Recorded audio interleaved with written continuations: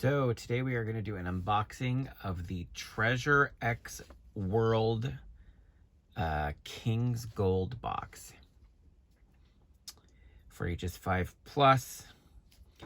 It is a sort of what I would describe as an impulse buy that they put on the shelf for young children to grab and say, "Mommy, Mommy, buy this for me." I believe it retails for $9.99. I got this for $7.99 at Joann Fabric. And they have a variety of different ones. As I said, this is the Treasure X King's Gold. Will you find real gold dip treasure?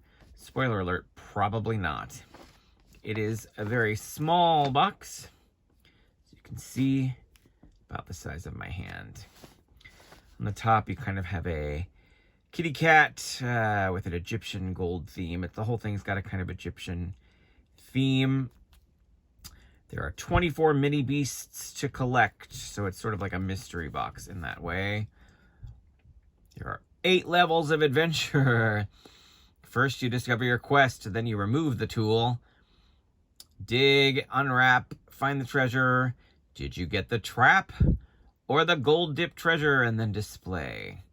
That seems like a stretch to me. Full disclosure, I have already done one of these just so I knew what I was getting myself into, but this one is brand new and unopened. Essentially, you've got the chance to get a allegedly dipped in real gold toy or a little plastic piece of nonsense. So we're going to start it open, and that means getting this plastic wrap off.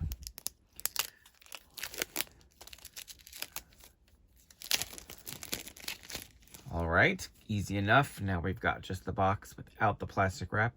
Shiny. There is a sort of flap on the back to open that part up without having to rip it. And inside we've got the chest. It's hard plastic. It's got a fire-breathing, whoa, hey, a fire-breathing double-headed dragon embossed on it.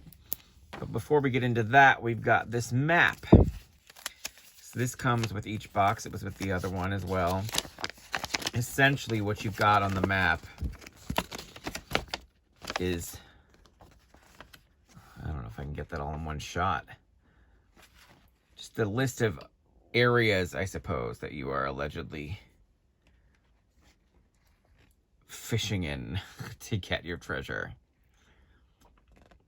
Our quest for treasure begins in the island of the King of Gold Seas. So I guess in this particular box, we are hoping to get the deep sea helmet. Then on the back, you've got a list of all the potential things that you can get, including your gold items, your generic treasures that are not gold, and then your various monsters that you can get. Sorry about that. So I guess this one, what do we got? This one, we've got Island of the King of Gold Seas. I'm not really sure. I don't see something on the back that indicates specifically Island of the King of Gold Seas. So I don't know which of these things you get from which thing. It's not real helpful. But let's open this sucker up. Once again, we've got plastic wrap. And we're cutting it open. And we're taking it off. Almost completely. There's a lot of throwaway in this. A lot of wrapper. So the next step is removing this digging tool, right? Now, this is where I can tell you things get kind of stupid from having opened the other one. So, I don't know. This is probably a lot more fun for a small child who's going to get into all the nonsense of it. But you take this digging shovel. There's a pointy, scratchy part and the more shovelly part there. You take this out. Then you open up the box. And what you've got inside is basically Floam, F-L-O-A-M. I don't know if you remember Floam from when you were a child in the 90s. Nickelodeon made it. I'm sure it's called something else now. The idea is you're supposed to dig through this and dig it out, right? Like that. Here's the thing, though. It's all stuck together in one lump, and there's nothing hidden inside of it. It's all just under it, so it's really a matter of just, right? Like, I guess, again, a child might enjoy the process of playing with just this sandy, sticky goop anyway. So I suppose in that, to that end, it's a toy in and of itself.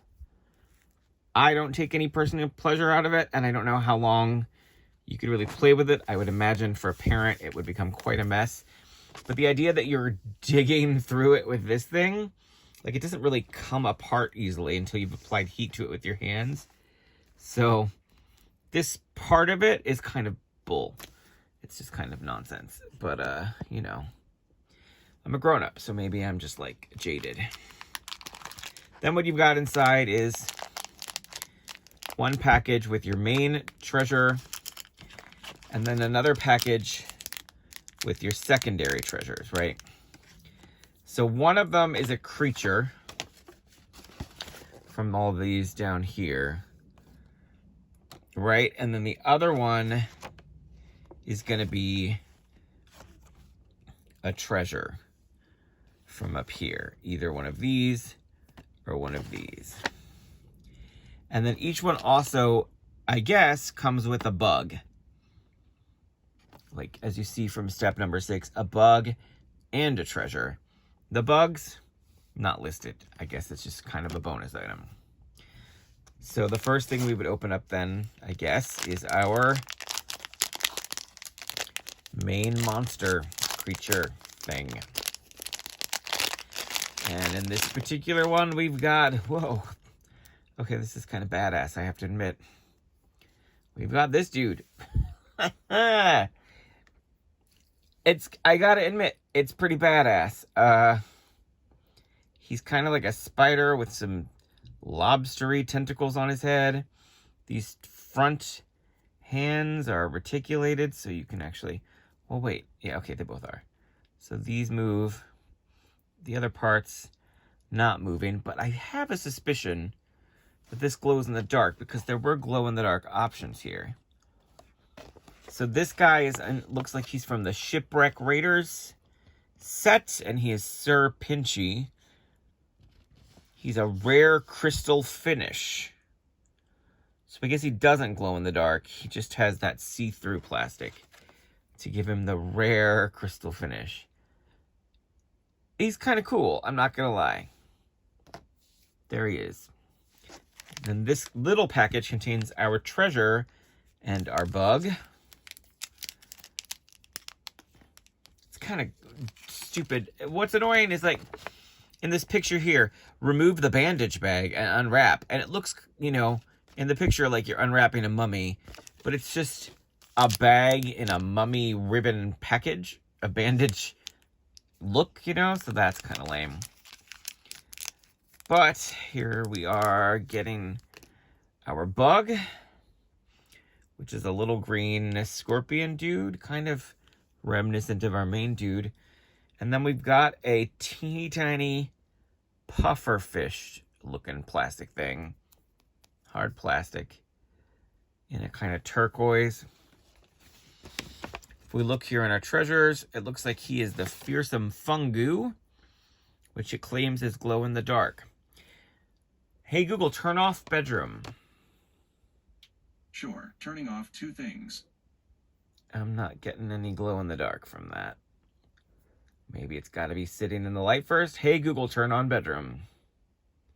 Sure, turning on 2 things. So for $9.99, here's what you get.